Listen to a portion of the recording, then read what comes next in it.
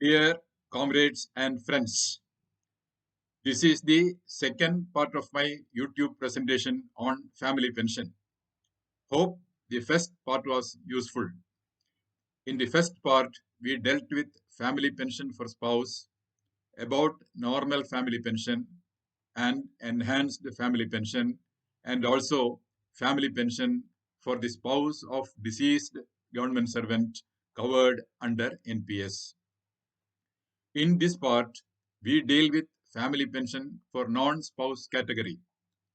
But before proceeding to non-spouse category, let us see one or two points left out in the first part. Let us see about the duration of family pension. That is, how long it will be paid. The family pension will be paid to the spouse till his or her remarriage or death. That is why the family pensioner will have to submit a declaration every year that he or she is not remarried. There is one exception to this. A childless widow subject to dependency criteria is entitled to family pension even after her remarriage. Now, the question of additional pension. The family pensioners are also eligible for additional pension on their attaining the age of 80, 85, 90, 95 or 100 years. In case their age is not recorded in the PPO, they will have to produce a valid proof for age. Normally, the family pension will be paid in full to the first eligible member. But there are certain cases where the family pension will be shared equally. What are all such cases? One, when there are more than one widow, it will be shared equally between the two eligible widows. On the death of one widow, it will be paid to her eligible child. If no such child is available, the other widow will be paid full pension. If there is a widow and a minor child left behind by an earlier marriage, the family pension will be shared equally between the two. On one becoming ineligible for whatever reason, the full pension will be paid to the other. If there are twin children eligible for family pension, then also it will be shared equally by the two. Judicially separated spouse are also eligible for family pension, but their turn will come only after other eligible children. That is, in case of judicially separated, the children will get first preference. Now we come to non-spouse category. Let us see who are all eligible for family pension under this category after the death of government servant, pensioner or family pensioner. 1. The first preference is for minor sons and daughters, including widowed daughters. In case of son, he is eligible for family pension till he attains the age of 25 years, or he starts a livelihood, or he gets married, whichever is earlier. If he does not earn a livelihood, or he do not get married, the family pension will be paid till he attains the age of 25 years. Thereafter, it will be stopped. But in case of mentally retarded or physically crippled son, they will get family pension for lifetime. As per a latest amendment dated 16/1/2013, the disabled children will continue to get family pension even if they get married. But pension will be stopped if they start earning a livelihood. 2. Daughters, including widowed and divorced daughters. Daughters are eligible for family pension till they get married or remarried. There is no age restriction in case of daughters. They will get family pension for lifetime if they remain single and they do not earn a livelihood. 3.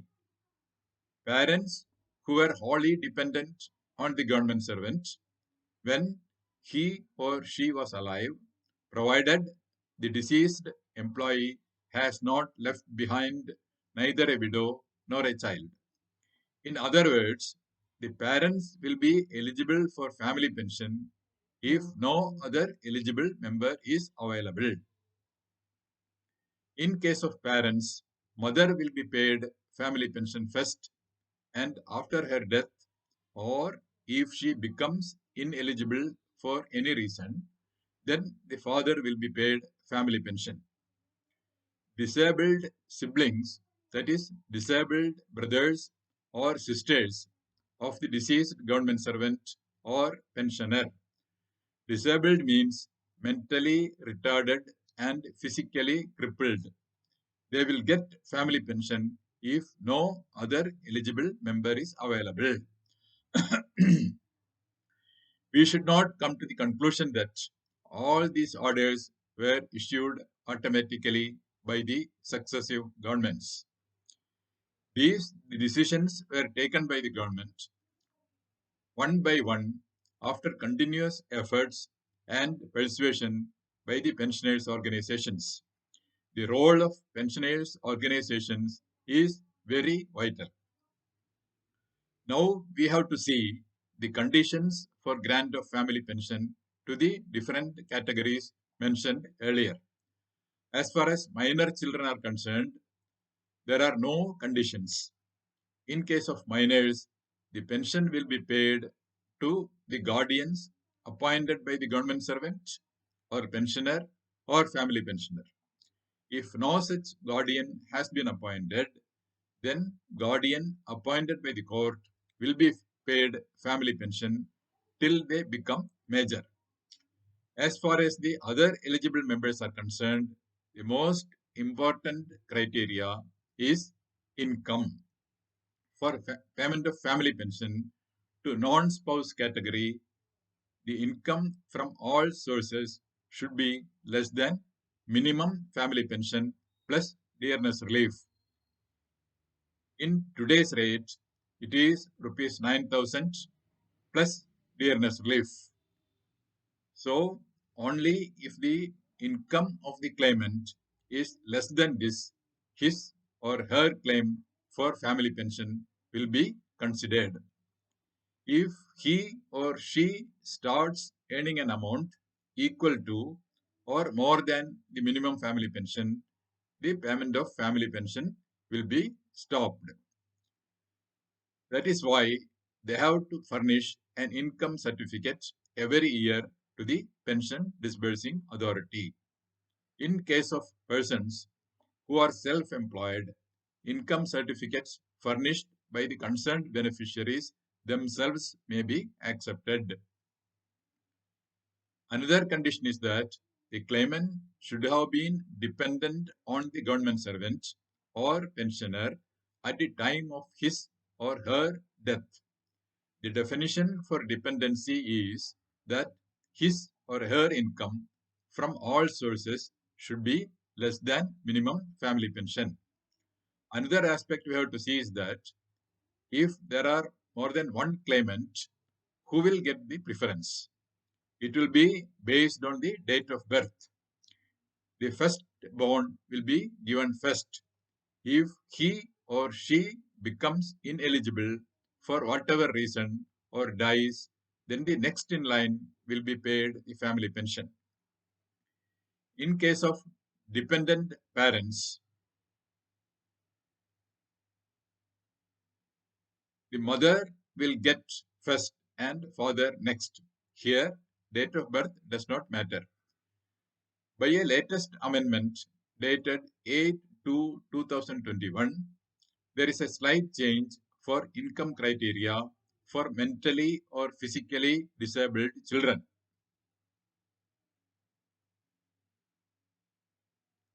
The income criteria in such cases has been fixed as less than the entitled family pension, that is 30% of last pay drawn. Previously, it was minimum family pension, that is rupees 9,000 plus DR. Now it is entitled family pension. For example, if the entitled family pension is rupees 15,000, it will be less than 15,000 plus DR. Please note that this is only for mentally or physically disabled or differently abled. To prove disability, they will have to produce a certificate obtained from medical board.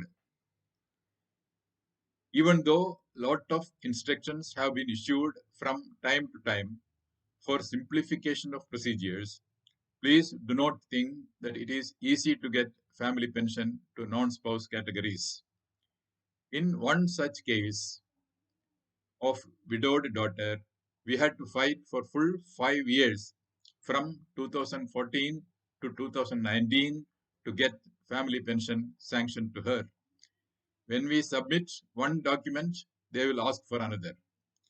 They continue to ask for unnecessary documents and unwanted details. The entire approach of the administration seems to find out reasons to deny family pension rather than to help the hapless. The government seems to be the government's intention seems to be to help the genuine claimants. So many clarificatory orders have been issued, but then these orders are not issued automatically. These orders are issued due to continuous efforts and persuasion of pensioners' organizations and at times due to court intervention. In the case that we are referring to, the widowed daughter was granted family pension after prolonged fight for full 5 years. We made use of every option available at our disposal. We took up the case in divisional and regional adalats. We made the claimant to represent to the PMG, Chief PMG, General Manager Postal Accounts and Finance. We used the services of our circle organization. We used RTI to get information. Finally, the pension was sanctioned and the widowed daughter got arrears of pension to the tune of rupees 5 lakhs. This was made possible by the intervention and assistance of our association at every step. Let us strengthen our organization, the All India Postal and RMS Pensioners Association, and help the needy. Thank you. Thank you very much.